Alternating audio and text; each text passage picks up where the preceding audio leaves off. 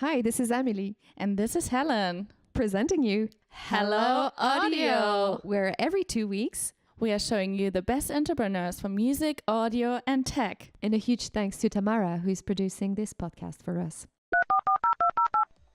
Hello Audio by The Venue Berlin.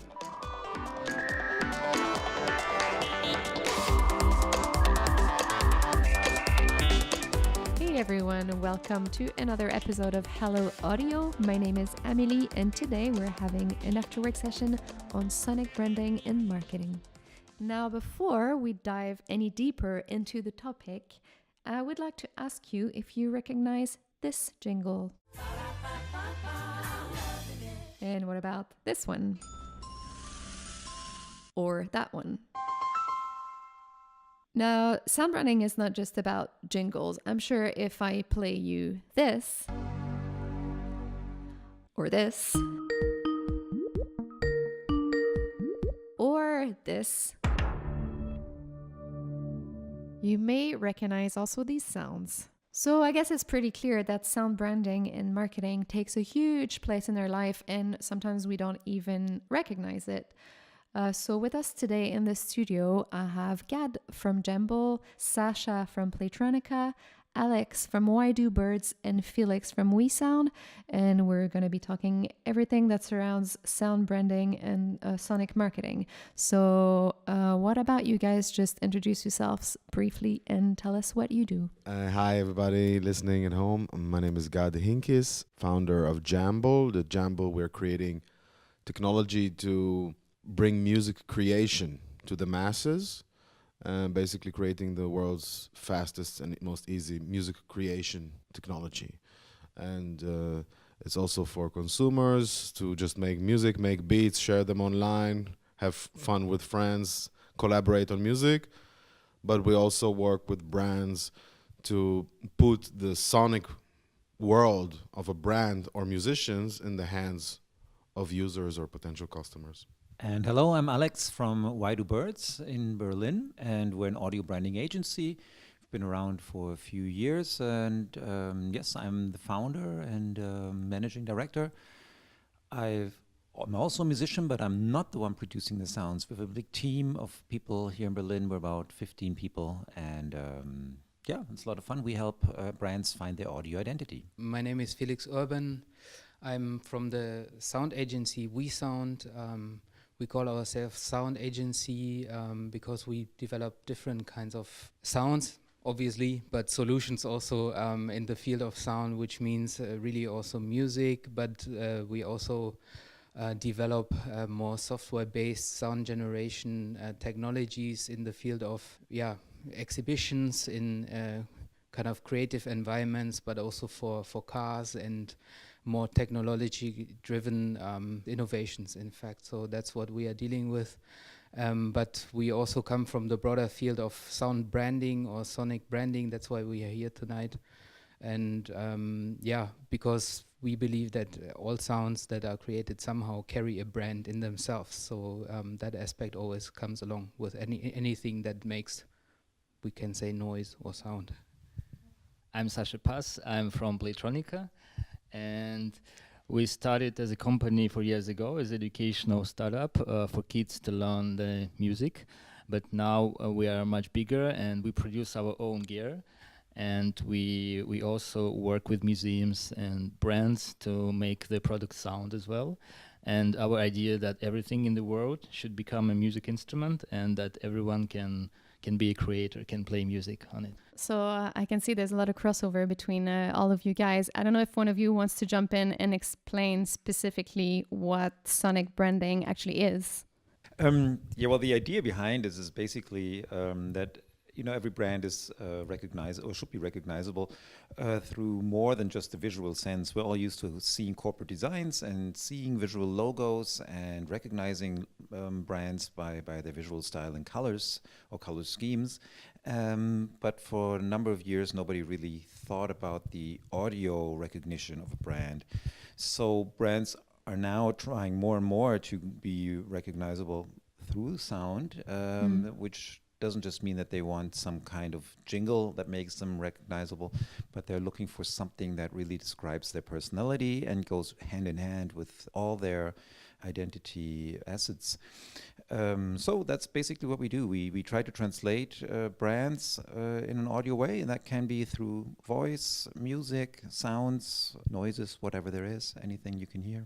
Actually, I already have a few questions that are off script, but we talked a little bit just before this. We talked a little bit about branding and the visual identity, because I'm also from a design background, and I had never put two and two together. Do you create visual identity as well, or is it something that you create that goes in line with the existing visual branding? Yeah, we come from a very strong design background. A lot of our employees are graphic designers and communication designers, and we try to link the two very closely together. We don't interfere with corporate design agencies. That means we let them do the visual identity, but we understand what they do very, very well, and that's why we connect really closely together. And what we do have is not just graphic design, but also motion design. That means film and sound go very, very closely linked together, because sound is a time-based media of some sort, and so is film, and people always like to see if sound and vision come together by means of film. Yeah. So I'm assuming sonic branding has changed loads just very shortly. What made you decide to do this, and how have you seen sonic branding change in the last few years? In fact, what brought me into the business, and that is really, really interesting for me, is indeed the design of kind of experiences, mainly with sound, because it has another layer into designing our environment and creating something that is somehow meaningful. So, and then adding the brand aspect into it indeed is very important, I believe. So when we design sounds for something, products, or we create whatever device it is, we need to consider that brand aspect, and that's why I think I found my piece with it. Yeah, I think it's also interesting as an artist. First of all, as an artist, you see this world of brands or marketing as something very negative, but then you actually see that there's artistry there, and you can really bring some emotion or bring something to life and make sense of something, or problem solving. These are all things that musicians, artists are really good at. Yeah, and I think you, Gad and Sasha, probably you've seen things evolve in a different way in the last few years with brand activations and things like this. Yeah, I would say that as we started as educational project, it was very interesting to educate people and to educate agencies as well, and to deconstruct the art, the pieces from the 20th century. I'm also researching the music from the 20th century, and I think there is a big gap mostly in music schools, because they don't study that at all. They don't know what is noise, what is silence. Well, in general, maybe in some cases they do. But it's a very unique moment to educate and to make something really important and really interesting in that field. So it's a good moment that you can really transfer the good values that you have, you experienced for brands and for companies, and they will listen to you, because it's just developing now. So I'm really looking forward to see what will happen next. Yeah, that was actually the next point that I wanted to discuss, that I'm assuming thanks to podcasting in large part, we're seeing people getting off of their visual devices and more into the audio world. So that means, I'm assuming you guys have to really step up the sonic branding game. Yeah, that's definitely true, because if you don't have a visual feedback anymore, or it's getting less and less, brands are really sort of like, oh, what the hell are we going to do now? Because it used to be possible, just to spend millions and millions of euros on visual advertising, and now that's if there is no visual feedback anymore from smart speakers and so on, you need to make sure that people know who you're talking to, and you have to recognize the brand there as well. I would also say that now you can't really trust the visual images that you see, and there is a lot of overload of information and a lot of fake information. So people turn their senses to something more deeper, that is tactile sensitivity, hearing, and other things. So How- that things you can really trust more, because you can't really of course you can, but it's Yet. still How long yeah, until this becomes a lie too? couple of years. Yeah, next year you don't need us in here. You have just some robots talking to you in the podcast. It will be Sure. easy. So trends currently in sonic branding. Current trends. Well, what we experience in our field and in our work as an agency is that the exhibition sector and the creative sector and also the sectors in the automotive industry, they have always been sensitive to sound, but it becomes more a centerpiece. So really experiencing sound worlds. I guess, Alex, you also have experiences in that. I mean, you created very big projects. Is that consciousness to create our auditory environment or our sound world more consciously is not limited to only some little details or something, but is really a strong desire, and that's to me a huge trend that is divided in many small single trends in the end. Yeah, I think the the consciousness is still not really there amongst all marketers and people who are involved in staging their brand, be it at events or I don't know, some big happenings. But whenever we work on a project, I think it's similar as Felix said. There's always the two sides to every project. One side, you need a functional side to a project. That means people expect a certain sound. For example, if you, I don't know, press some buttons somewhere on an interface and it's an arrow sound, it'll be something like merp or something like this. And if it's right, it's bling, maybe it's a positive noise. So that's something that we've learned, and that's something that we're expecting, that we need. But on the second level, you can create that so it fits to the brand and people will recognize that as the pling or merp or whatever to a certain brand. And when we create sound for large spaces, last year we were lucky enough to do a huge pavilion for the Olympic Winter Games in Korea for Hyundai, or Hyundai, as you probably say here. And that was a big task to stage the future of fuel cell technology. That's what they're into. And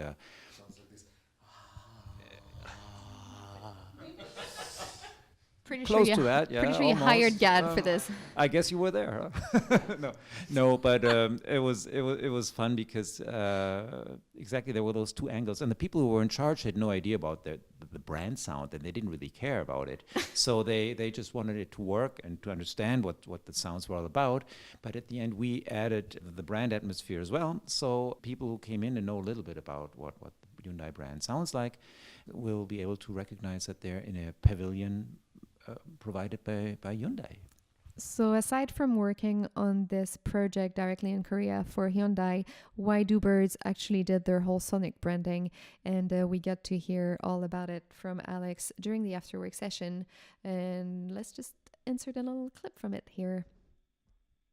Hyundai, this is interesting. These guys sit in Korea, as you all might know, and they came to us for a sound, and which made us very happy, but it surprised us as well. But the first thing I noticed on the street when I landed in Seoul, 90% of the cars are Hyundais in Korea.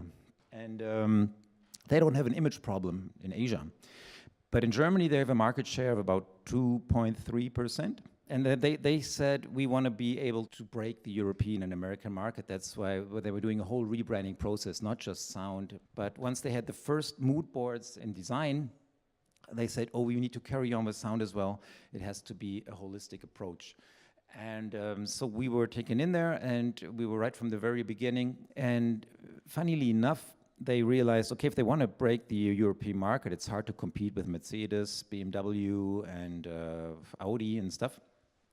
So they said we have to take a different approach. We're not gonna show just details of automobiles and tell everybody that we've got more horsepower and are faster than others. But they decided to go for a lifestyle feeling, which was very interesting for us, of course, when we tried to design the sound.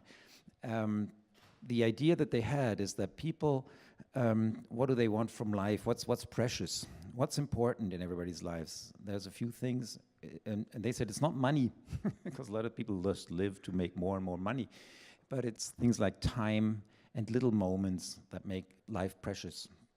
And it's not always waiting for the big bang, but it's tiny things that make it special. And this idea was called richness in simplicity. It's all about enjoying the simple things in life, things that truly matter. And they decided to take the automobiles and the cars way back to the background, said they're not in the focus anymore. Hyundai will always be there supporting people and accompanying them on their way wherever they're going, but the cars aren't the most important thing anymore. And if you see this guy walking on the beach, he's all by himself, and he's experiencing a special day or a special moment. Maybe he finds a shell that he picks up and say, well, this is really beautiful, and puts in his pocket, and maybe 3 weeks later he pulls it out of the pocket and it's, oh yeah, he remembers that moment, and that was special. And they're trying to capture this moment as a brand feeling, which we thought great. We knew this is not going to sound like BMW or Audi. And when we translated that into sound, we did a lot of exploration and had little motifs and stuff on played on piano and other instruments. But one little sequence of notes stuck out. It sounds like this. It's short, and I'll play it again. And it's not a typical jingle melody, but for us it was like a nice translation of that little moment that's there for a moment and is gone again, but it's something that maybe when you hear it again, it brings that back, that memory. So this is one of the motives that came out of that process. And this is the main brand music piece. Yeah, have a listen. What are the things that really matter to me?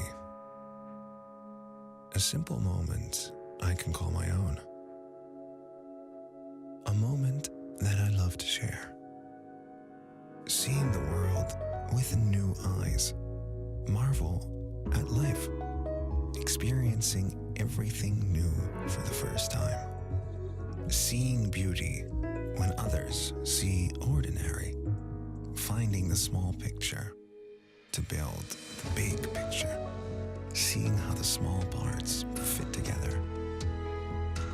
To know where I come from. To know where I'm going. To live outside my comfort zone. And inside the anything is possible zone. Open. Ready for the taking. This is my moment. Welcome to Richness in Simplicity. It's the way we express modern premium. Cool, totally amazing. It's kind of funny because I was discussing with a friend last night saying that we were having this event on sonic branding, and he asked me if this had to do with subliminal messages. And I just thought, well, maybe a little. This reminds me, like, I've been doing some workshops also with our app, and like going to this primary school, and there's just a very simple way to illustrate the impact a sonic brand can have. When a dog is angry or when a tiger is going, it's all animals understand that, understand the emotion to get out of that. Even when a thunder is going, that all animals understand that some dogs are afraid, sounds. And when an electric guitar goes, also everyone understands that. It's the same emotional intent. It's time to rock and roll.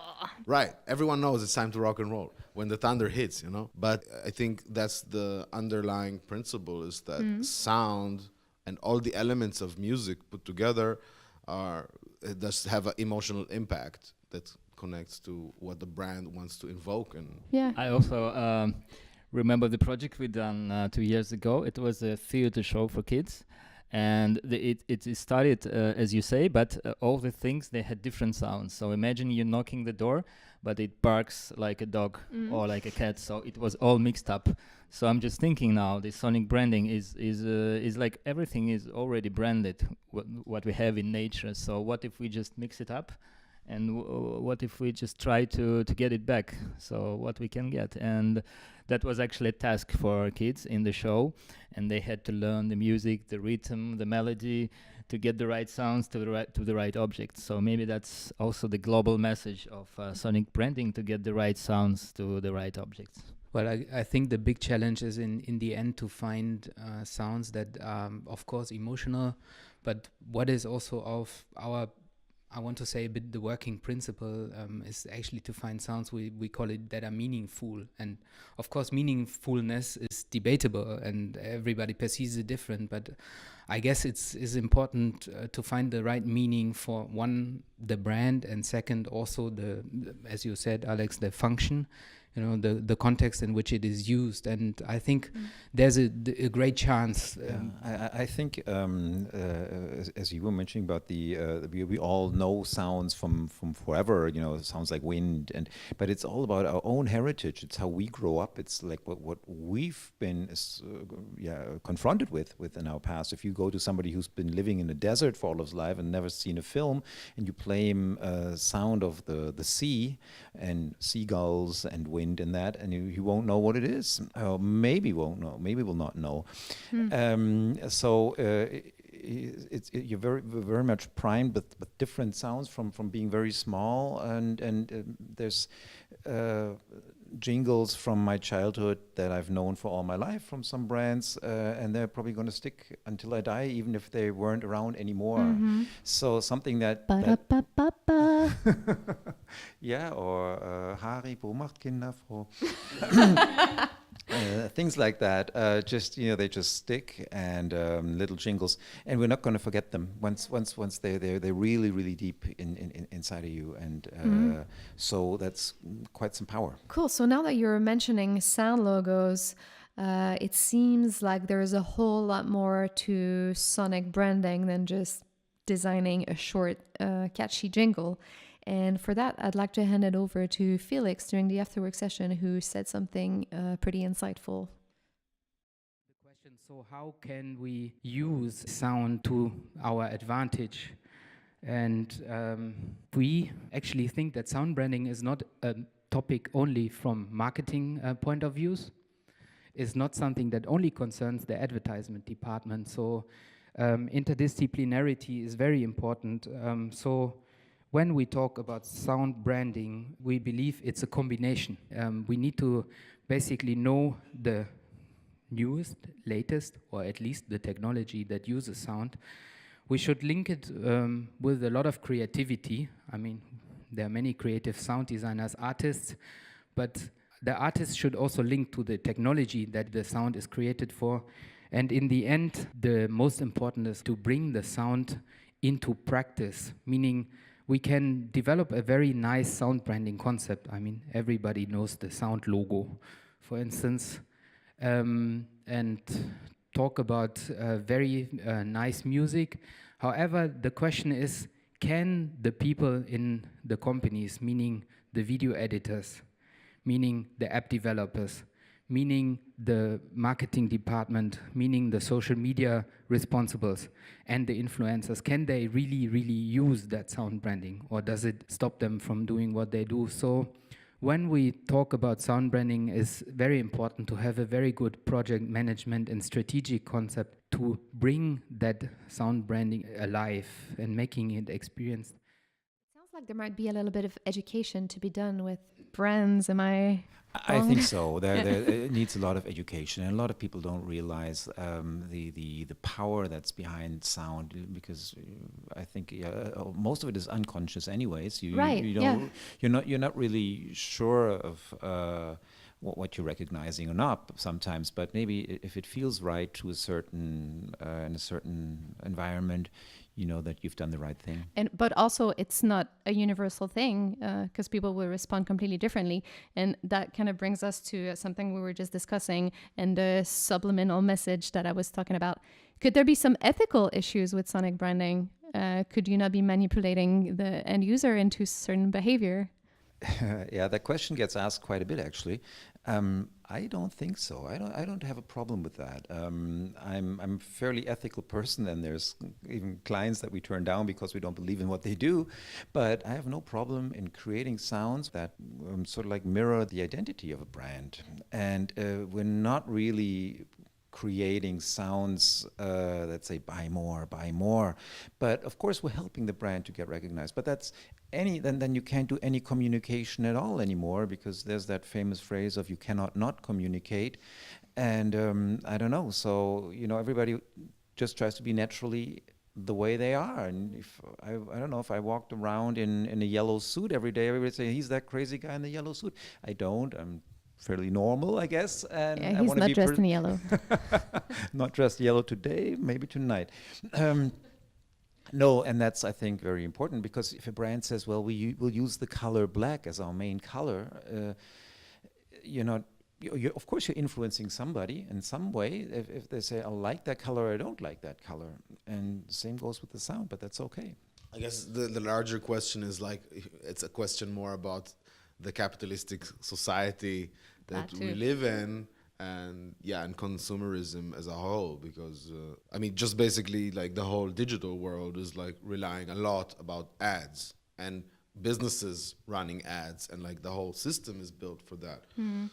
I just want to add, if we're talking about branding, what it's all about is basically to tell the consumer that you receive a certain product in a certain quality. That means if you go to a supermarket and say, I want this candy bar, you'll want to buy it because you've tasted it, I don't know, a million times before. And it's another time you gotta get the Mars bar. And if you want to recognize it, if you go into a supermarket and everything is white label with an Arial typeface in the same size, you'd be looking for hours until you find what you're looking for. But hey, I've got my experiences with this brand. That's what I'm looking for. If I can don't even have to look closely anymore. I just grab the right colors out of the shelf. So it's about orientation, and that's what we try to do in the audio sense as well. It's the same thing. It's giving people orientation.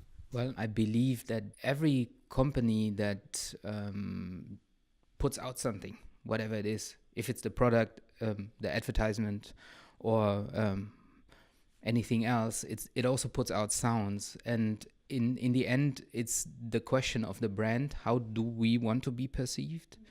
And then I think there's also the question of how careful are we with what we put out. So companies that are more sustainable, they will probably also care less about, as we could call it, sound pollution or sonic pollution. So it also comes along with all these same questions, as you said. It's just like, do I want to be very present? Do I want to be heard? Do I want to be recognized by everybody, or do I want to be rather contributing to sustainability, silence, and actually making noise reduction instead of noise increase? And both are kind of strategies that I think are legitimate.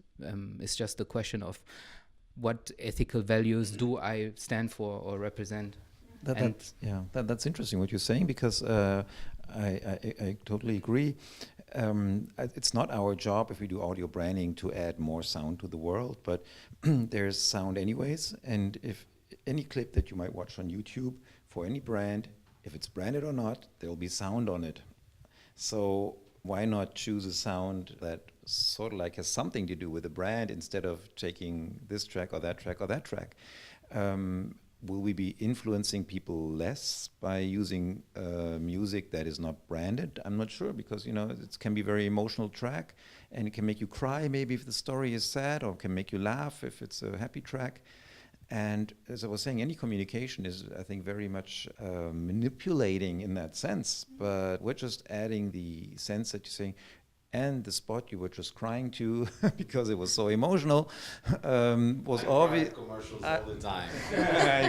And this spot was by this or that brand. Yeah. I have one last question. I just want to point out that everybody is on Instagram, and Playtronica has some very cool videos of people playing with fruits and vegetables that I urge you to go and check it out, because it's awesome. So Thank you. One last very important question. I mean, everybody's got really cool Instagram. Sorry, no preference here. This is GAD rapping as well, which I enjoy greatly. One last very important question here, since we're all about audio, but also music here at the Venue Berlin. I would like to know, what is your favorite song currently? Don't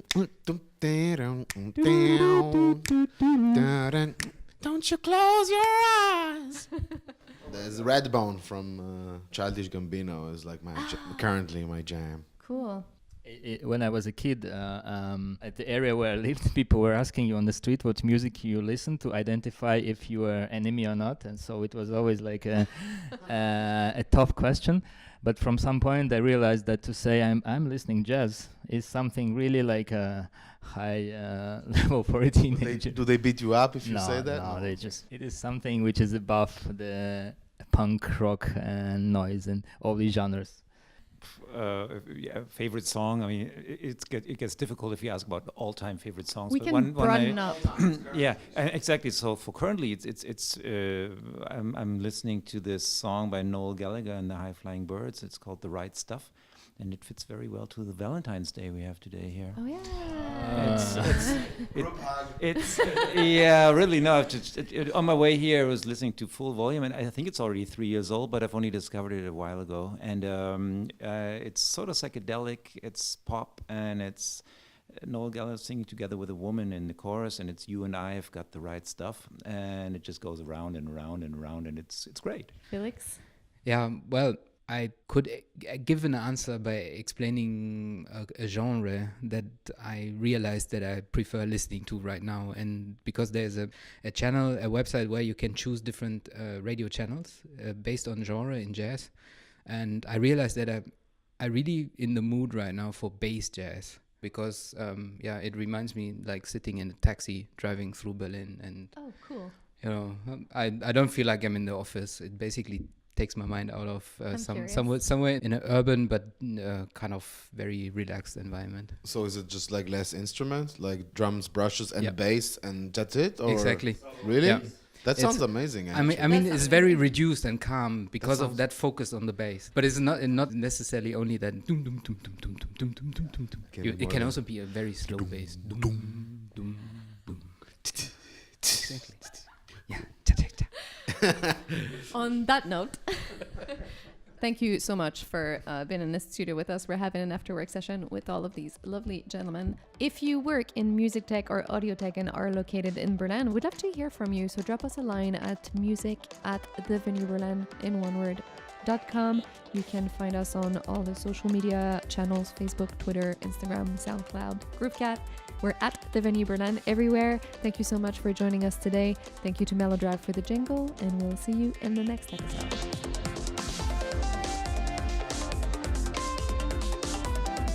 Hello, audio by The Venue Berlin.